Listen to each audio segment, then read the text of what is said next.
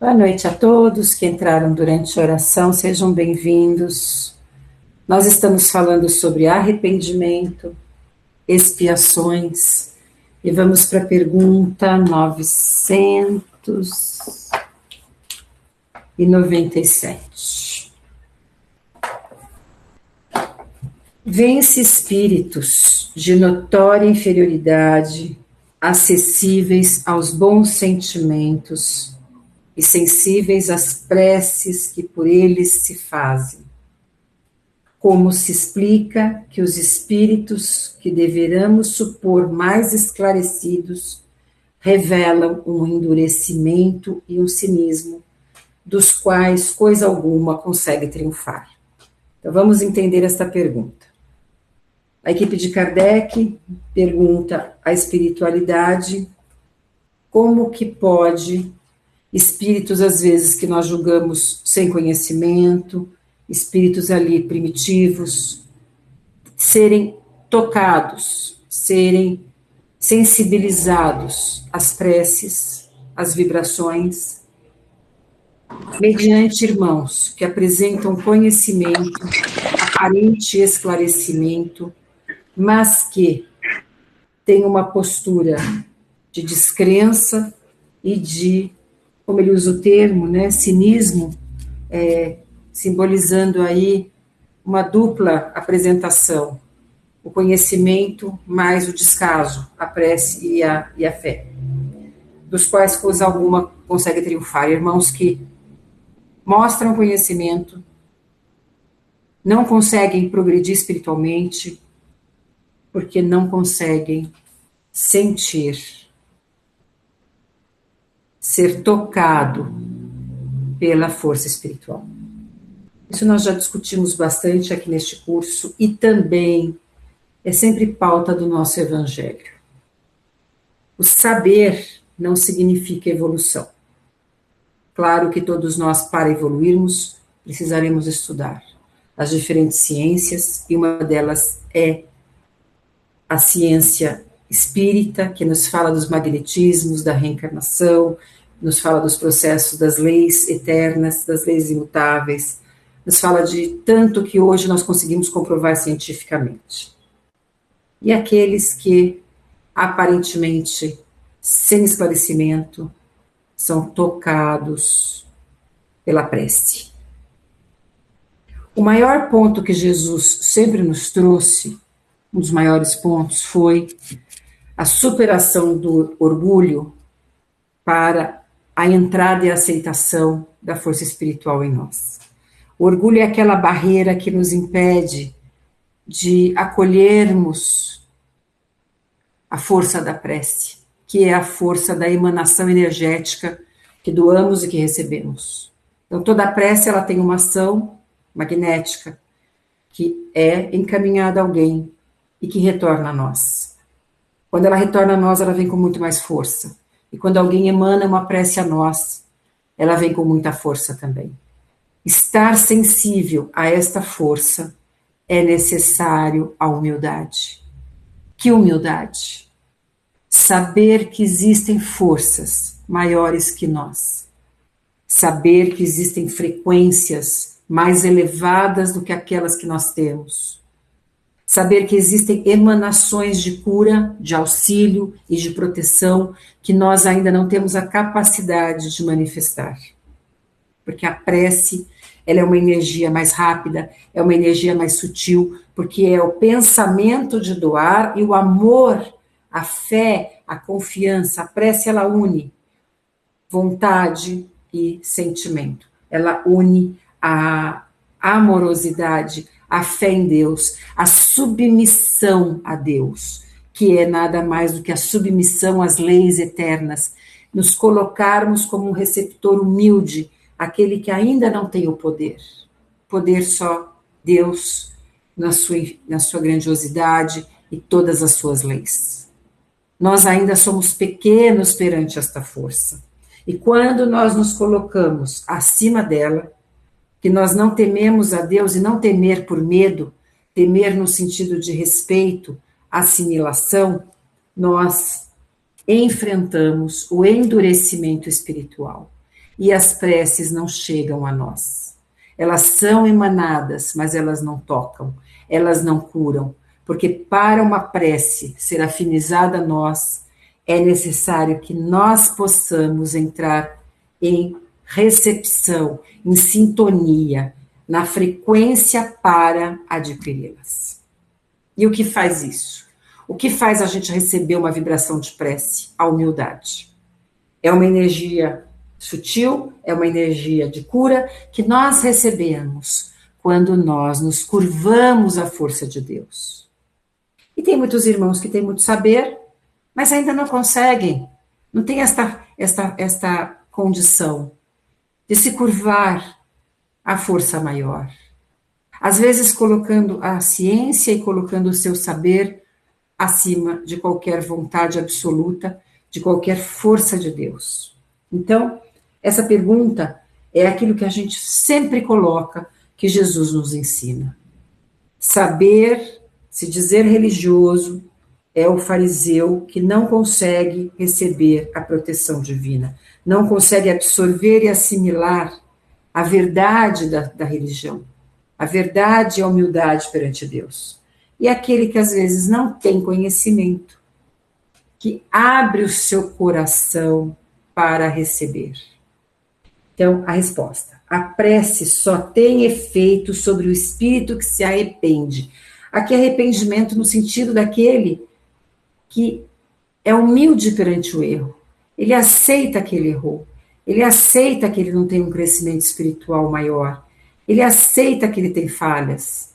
E aí a prece, que é um bálsamo de auxílio, é recebido por esse irmão.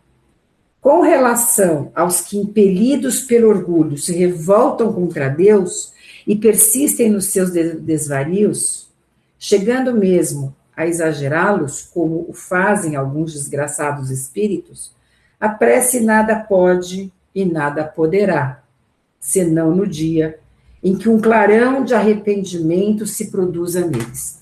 Veja bem que isso aqui é muito importante, o que fala na última frase. Às vezes a gente pensa, aquela pessoa não se arrepende, aquela pessoa é endurecida, não adianta orar por ela. Se a gente for olhar aqui essa pergunta, não vai absorver a prece, como nós podemos reagir em relação àquele irmão que a prece, aparentemente, não tem um efeito interno na vida dele. Jesus nos ensinou duas coisas. Independente de quem vai receber, a nossa obrigação é doar. Nós não somos ninguém para julgar se aquela pessoa está pronta ou não para receber a nossa prece. A nossa prece é uma situação nossa, conosco, para o irmão. Não importa se ele está pronto ou não.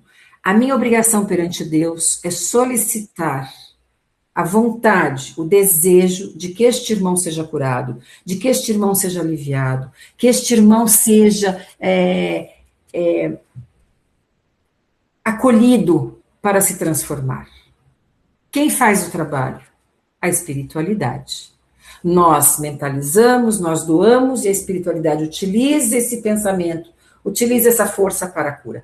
Por isso que a prece tem tanto poder, porque não é uma força só nossa, é uma força utilizada pela espiritualidade, que precisa do nosso fluido animal, precisa do nosso, alguns chamam de ectoplasma, o nosso fluido vital, o nosso fluido de cura, para auxiliar o irmão. Então, a nossa obrigação é orar. Nós não vamos julgar se o irmão está pronto ou não. Nós nem sabemos se o irmão está pronto ou não. Porque às vezes a aparência mostra uma coisa, mas o íntimo do irmão é totalmente diferente do que nós imaginamos. Nós não podemos julgar. E outra situação muito importante. Suponhamos que esse irmão não esteja pronto mesmo para receber ajuda. Ele não crê, ele é orgulhoso, ele se põe perante a Deus acima de Deus, achando que Deus não tem a força para ajudá-lo, que nada vai adiantar, a descrença total, a rebeldia e o orgulho. O que acontece?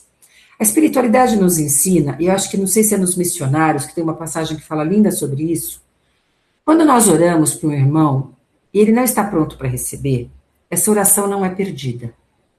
Que nós poderíamos pensar, perdeu a oração, porque não entrou, não recebeu, não assimilou. ela vai ficar plasmada sobre a aura do nosso irmão.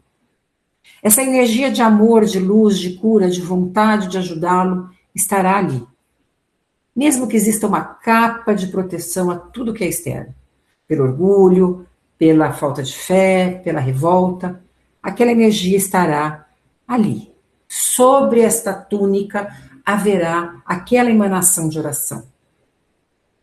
No momento do despertar deste irmão, porque uma hora vai acontecer, nós sabemos que o erro não é eterno, a punição não é eterna, não existe purgatório, não existe inferno, existe um estágio de evolução, um estágio de aprendizado, que às vezes é sofrido. No momento em que esse irmão, daqui a 1000 anos, daqui a 2000 anos, daqui a 2 dias, ele desperta, ele percebe a força de Deus sobre a sua vida. Ele se torna humilde perante a força maior. Ele aceita que ele tem a possibilidade de ser ajudado pelo alto. Aquela energia automaticamente é recebida pelo aquele irmão. Nada é perdido na vida espiritual, no grupo de energias que nós estamos aqui mergulhados. Nós estamos mergulhados aqui numa irradiação permanente de boas energias, de energias densas, de tudo. Nós vamos sintonizar o que nós queremos, as boas ou as ruins. Não somos perfeitos, às vezes aceitamos as ruins, às vezes as boas. Ainda estamos um pouco lá, um pouco cá. Mas, em relação à nossa prática, não temos que pensar se devemos ou não orar. Nossa obrigação é orar. Nossa obrigação é desejar o bem. Nossa obrigação é pedir que o irmão seja recuperado. Que o irmão encontre paz. Assim como nós encontramos quando nós nos ligamos a Deus.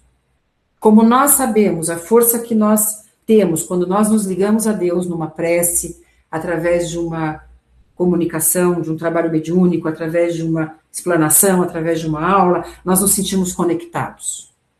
Nós queremos que os nossos parentes que sofrem, os nossos amigos, aquelas pessoas que estão perturbadas, as pessoas na rua, nós queremos que elas mudem.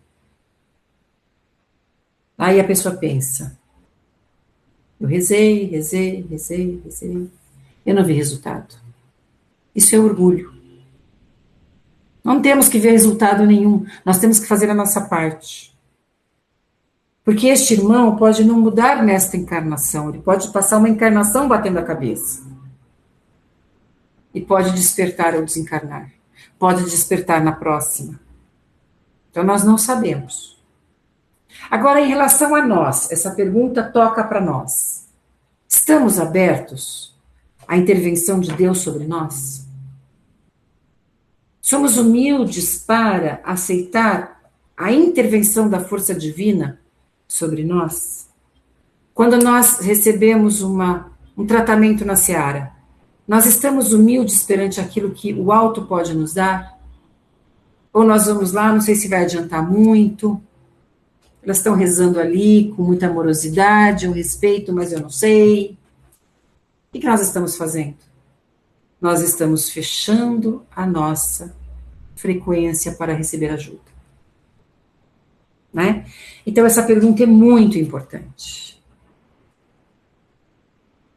A prece é uma irradiação permanente de luz. E quando nós praticamos a prece ao irmão sofredor, nós recebemos imediatamente, com muito mais força, o alívio daquilo que nós desejamos. Tá bom? Então, essa pergunta, ela é de extrema importância. 997. Como a gente sempre fala, às vezes a gente lendo a pergunta, ela tem uma forma um pouco pesada. Para nós hoje, em 2030, soa pesado o cinismo. Mas, no século XIX, aquilo era uma forma natural de falar sobre a dualidade. Era o vocabulário utilizado.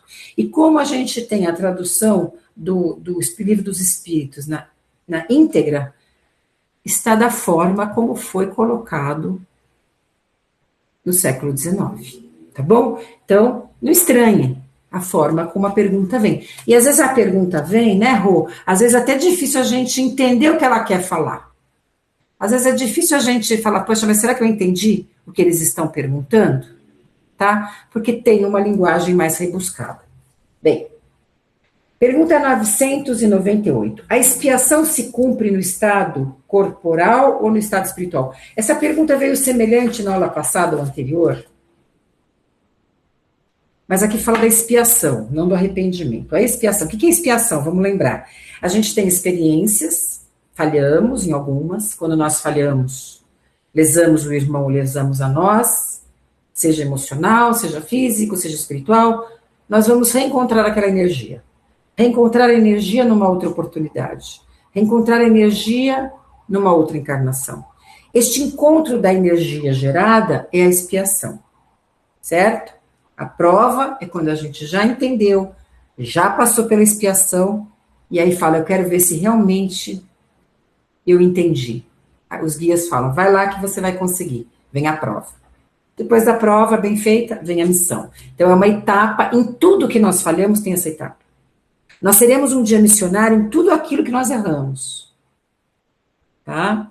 Então se hoje a gente trabalha aqui na espiritualidade, certamente eu atropecei no balde lá atrás, porque é um trabalho intenso na minha vida hoje. Então, a gente vem com coisas hoje, salutares, que são resgates de situações que nós antigamente, há muito tempo atrás, ou na última encarnação, ou há 10 encarnações atrás, nós tivemos que reaprender, que rever, e sentir novamente. Então, a expiação. A expiação é característico da vida terrena. Por quê? Porque é passar novamente pela prova, pela situação que nós emanamos. Como nós estamos no espiritual, essas situações são diferentes, porque nós não temos o corpo material, nós não estamos, como falamos na aula passada, junto a irmãos com uma vibração espiritual diferente da nossa. Lá nós vibramos com as pessoas que estão iguais a nós, né, na mesma vibração. É aqui o campo do trabalho. Lá a gente sofre no sentir, no pensamento, né? Então lá, por exemplo, eu fiz isso, uma certa culpa, um certo remorso, uma tristeza, uma coisa que ainda não sai de dentro da gente, isso está no plano desencarnado, que é uma forma de sofrimento também. Mas hoje eu vou pôr realmente a experiência aqui para rever a energia do que eu fiz, é na vida corpórea.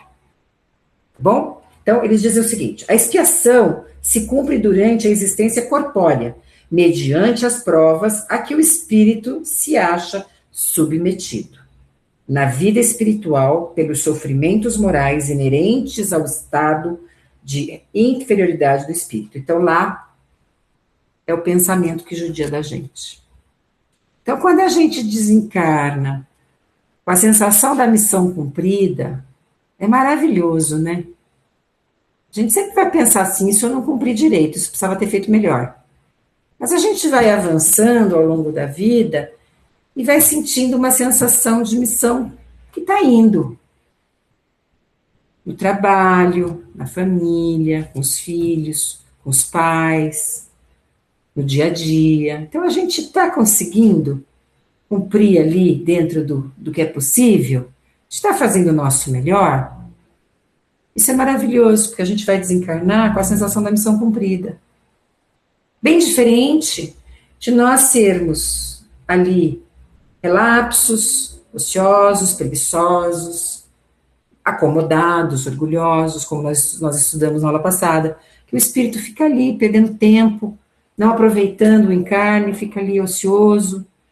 Então a gente está feliz porque a gente está aqui junto, não somos melhores que ninguém, mas nós estamos estudando pelo menos, a gente está estudando, está tentando pôr em prática o que o alto pede para nós, isso já é maravilhoso.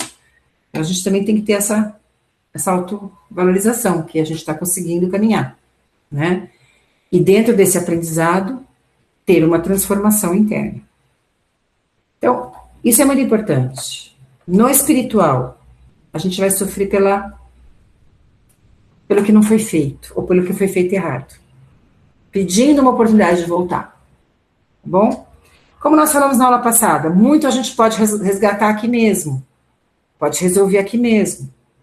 A partir do momento que eu mudo, eu já estou resolvendo, eu já estou de outra maneira, eu já estou orientando as pessoas para não fazer o que eu fiz, mostrando a minha experiência, que não deu certo. Isso já é uma forma de cura daqueles erros que nós tivemos. Quando eu ajudo o irmão, baseado na minha experiência de erro, mas mudança, eu estou auxiliando e estou ali diminuindo a bagagem de angústia que eu vou carregar. A sensação de que eu pude colaborar com o meu irmão. E nós sabemos que a nossa cura só vem através do nosso irmão. Só vem através da caridade. Conosco e com o semelhante. Pergunta 999. Basta o arrependimento durante a vida para que as faltas do espírito se apaguem? E ele ache graça diante de Deus? Então, eu falo assim, eu fiz isso, eu me arrependo de coração, me arrependo verdadeiramente. Só isso já vai tirar a falta? A espiritualidade nos ensina que o arrependimento é importantíssimo. Porque quando nós nos arrependemos, nós entendemos o que nós fizemos. Eu fiz uma coisa, vem aquele sentimento ali, que é a consciência bate lá dentro e dá o arrependimento. Eu não devia ter feito isso. Nossa, eu errei. Só isso já nos livra? Não. Não, porque nós precisamos resolver aquela energia que nós tivemos. Por isso que tem a expiação. Mas quando a expiação ocorre, quando nós já estamos arrependidos, nós já estamos mais humildes, nós já estamos mais espiritualizados, nós estamos com a ajuda dos guias, nós já vamos enfrentar aquela situação de outra maneira, querendo resolver e querendo mostrar ao irmão que mesmo no erro eu aprendi, eu posso fazer diferente. Aí a pergunta que segue. Se diante disto um criminoso dissesse que cumprindo-lhe o todo o caso, desculpe, estou errado. Cumprindo-lhe em todo caso expiar o seu passado, nenhuma necessidade tem de se arrepender, o que é que daí lhe resultaria? O que a pergunta está dizendo? Tudo bem, então se só se arrepender não vai resolver, nós precisamos repassar a situação. Um criminoso posso dizer, então eu não preciso me arrepender. Já que se arrepender não resolve, porque eu vou ter que passar pelo problema de novo. Aí é o orgulho, né?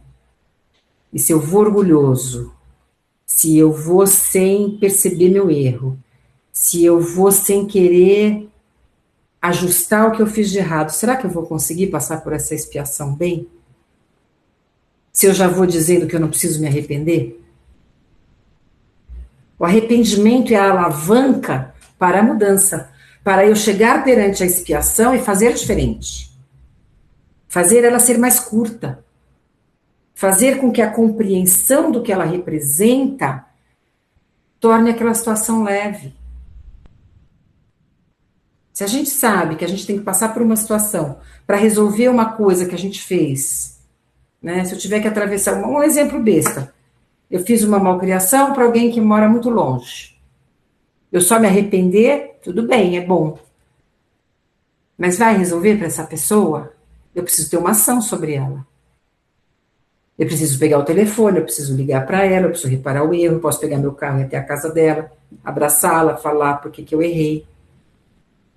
Então, só o arrepender, às vezes, não vai resolver, precisa da expiação.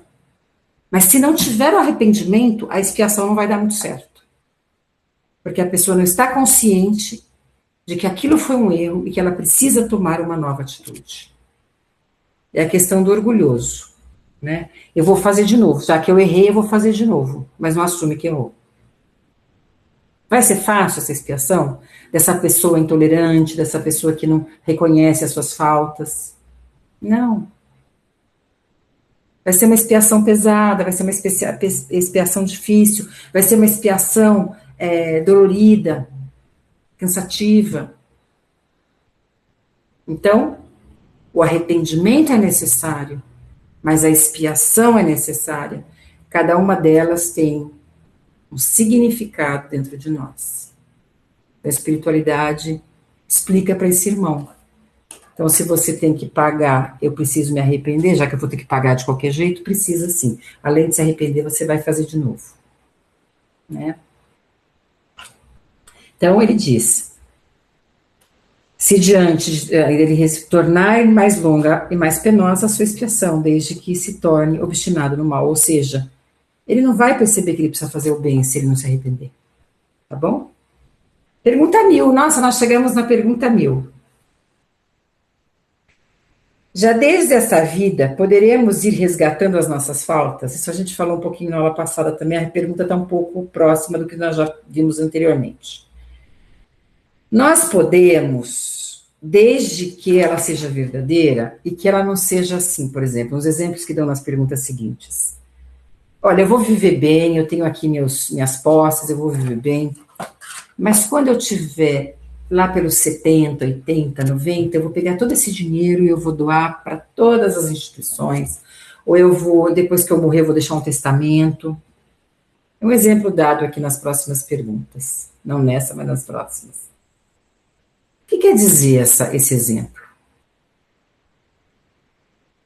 Quando eu resolvo me transformar, mas eu continuo curtindo a minha vida, eu continuo levando como se nada tivesse acontecendo e deixando para frente, empurrando para frente a resolução daquilo que energeticamente eu fiz errado, que eu emanei problema, eu emanei sofrimento, eu emanei responsabilidades, orgulhos, mau exemplo, tudo que eu fiz. Então, a gente pode resgatar nessa encarnação desde que ela seja verdadeira, desde que dê tempo para eu fazer algo que realmente simbolize uma mudança interna e amenizar aquilo que eu realizei anteriormente. Então, ele cita esse exemplo. Então, você vai pegar o que você tem financeiramente, doar aos pobres, dividir com as pessoas, dar oportunidade de trabalho, levantar o sofredor, ou você vai falar assim, quando eu desencarnar, eu vou deixar um testamento doando tudo que eu tenho. É válido também, claro. Melhor assim do que não. Mas há uma mudança espiritual no dia a dia desta pessoa encarnada? Não houve mudança.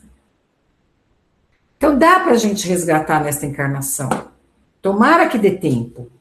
Mas tem que ser de verdade. Senão a gente tem que retomar. Porque nós sabotamos muito. Para a gente se acomodar, a gente se sabota. Então a gente fala, eu vou fazer assim que já resolve. Você dá um jeitinho, já tá. Ah, tá tudo bem, isso não foi tão grave assim. E a espiritualidade sonda junto com a gente para nos ajudar o nosso íntimo, lá dentro. Então quando a gente faz a nossa prece, vamos pedir que ele nos mostre, nos ajudem a perceber o que precisa ser modificado. Para dar tempo de, nesta encarnação, fazer os ajustes necessários, fazer os reparos necessários. E a gente tem, com a graça de Deus, uma casa como a Seara, que tem ali curso, tem ali o evangelho, tem ali os passes, tem ali práticas sociais de auxílio à sociedade. Ou seja, a gente só não faz se a gente não quer. A gente não tem que ir lá para o centro da cidade. A gente está perto. A gente vai na Seara ou vai em outro lugar e pode fazer essa ação. Né, Rose? A gente tem tudo ali na Seara. Ah, eu quero ajudar as pessoas. Ajuda o pessoal do sábado. Ajuda com os animais. Ajuda com o evangelho. Vai estudar para poder fazer o evangelho também. Vai lá pôr água no copinho, vai lá ajudar a passar uma vassoura. Não existe trabalho grandioso ou não dentro de uma casa espiritual. Tudo é grandioso que se faz lá dentro. Se for para abrir a porta, já é grandioso.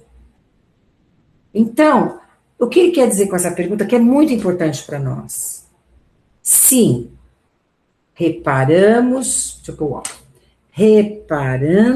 mas não creias que os resgates, mediante algumas privações pueris, ou seja, faço qualquer coisinha para dizer que melhorei, ou distribuindo as esmolas que possuídes depois que morrerdes.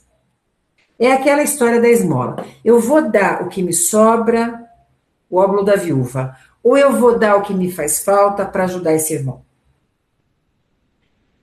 Qual é o peso da minha caridade na minha vida? Eu estou abrindo mão de coisas que eu poderia estar passeando por aí. Eu estou me dedicando. Eu estou com aquelas horas de responsabilidade com a casa, com a igreja, com o centro espírita. Não importa como se chega a Deus. Eu estou fazendo alguma coisa que aquilo vai ter ali uma responsabilidade. Porque muitas vezes as pessoas falam, eu não quero responsabilidade. Eu vou quando dá, eu faço aula quando puder, eu vou ajudar o pobre quando sobrar. Isto não é a transformação que o Cristo espera.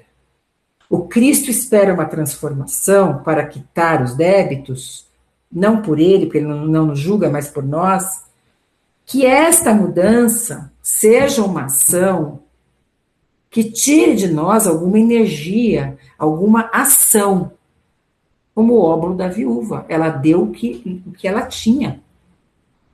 O rico deu o que podia dar, lhe sobrou. Então, isso não é para desenvolver em nós o fanatismo. Então, hoje eu vou vender tudo, vou dar tudo para os pobres, que Deus vai me ajudar. Não. É que a gente reflita o óbolo da viúva é um exemplo. O tempo que eu dou para o outro é 3 segundos. Ah, tá bom, você tem um problema? Ah, vai tudo se resolver, fica tranquila. Ou eu falo, o que você está precisando? Eu estou aqui para ouvir. Mesmo que você perca ali 1 hora, 40 minutos, meia hora, que é cansativo às vezes, que você poderia estar tomando café, passeando, você está dando o seu tempo ao seu irmão, que está desesperado. Um exemplo que eu estou dando. Então, aquilo que eu faço ao meu semelhante, está tendo ali um compromisso meu ou estou dando o que sobra? Esta é a resposta da espiritualidade. Não adianta fazer privações pueris, infantis. Ah, eu ganho 10 mil reais, eu vou dar 10 reais então, é o que sobrou. Vamos fazer algum sacrifício. Essa Semana Santa, fizemos algum sacrifício? Fizemos algum jejum? Nos abstermos? Conseguimos nos abster de alguma coisa? Conseguimos controlar algumas tentações? Isto é a transformação. E Jesus nos traz esse ensinamento não para nos punir, falar, se você não fizer, se você não ouvir, se você não sofrer, você não vai melhorar. Não, ele quer dizer que para a mudança espiritual exige esforço. Se não tiver esforço, não tem transformação.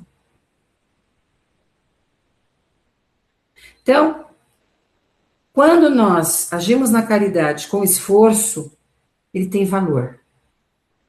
Quando é o tempo que sobra, não vai nos transformar. Vamos pensar sobre isso, tá bom? Não é que a punição será externa, por favor. Mas é o que realmente vai nos transformar, tá?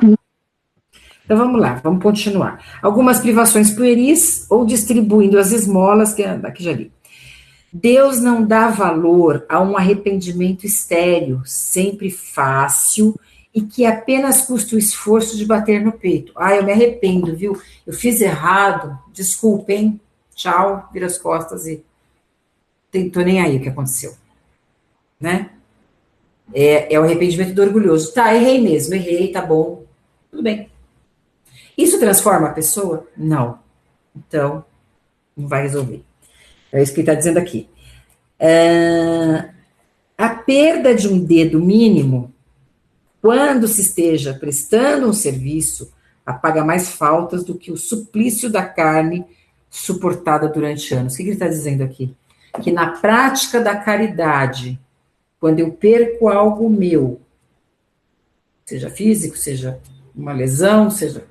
Quando realmente eu disponho de mim ao outro, tem muito mais valor do que uma vida de algo que eu faço que não vai transformar o meu interior. É isso que está dizendo a resposta aqui. Só por meio do bem se repara o mal. E a reparação nenhum mérito apresenta se não atinge o homem no seu orgulho, nem nos seus interesses materiais. Então, se não mexer ali com a gente lá dentro, não vai resolver. De que serve para a sua justificação que restitua depois da morte os bens mal adquiridos, quando se lhe tornarem inúteis, e deles tirou todo o proveito, eu uso todos os meus bens. Quando eu morrer, eu vou doar tudo. Eu vou poder usufruir dos meus bens quando eu morrer? Não. Então, aí eu dou tudo. Isto trouxe para mim alguma ação de mudança? Não, ajudou os irmãos necessitados, porque eu morri, os bens foram. Mas para mim, na minha reforma, teve alguma transformação? Nenhuma. Então é que fala essa pergunta: dá tempo de reparar na terra? Dá, mas desde que seja de verdade, né? Desde que a gente não se sabote. De que lhe serve privar-se de alguns gozos fúteis, de algumas superfluidades, se permanece integral o dano que causou a outrem? Do que lhe serve finalmente humilhar-se diante de Deus, se perante os homens conserva o seu orgulho. Quando Jesus diz, quando pedi uma água, quando pedi onde o Senhor estava, quando lhe pedi uma água, quando lhe pedi um pão, quando serve ao meu irmão, é a mim que faz. Ele está dizendo isso. Nós não podemos bater no peito e falar, perdão, Senhor, Senhor, nos perdoe. Não, não é isso que o Pai quer. Ele quer o retratamento nosso com o nosso semelhante. Ele quer as mãos estendidas ao nosso semelhante, porque ele se representa ali. Por que ele se representa ali? Porque a força divina está em todos nós. Então, quando eu faço ao meu irmão, eu emano a força divina dele. Eu estou aclamando a Jesus. Eu estou me reverenciando a Deus, porque ali habita uma centelha divina. O que é Deus? A lei. Então, não adianta punições, como falamos na aula passada, penitências, não adianta o faquir, não adianta peregrinações, se nós não transformarmos e não exercermos a caridade. Aí é o fariseu de novo, é o falso profeta.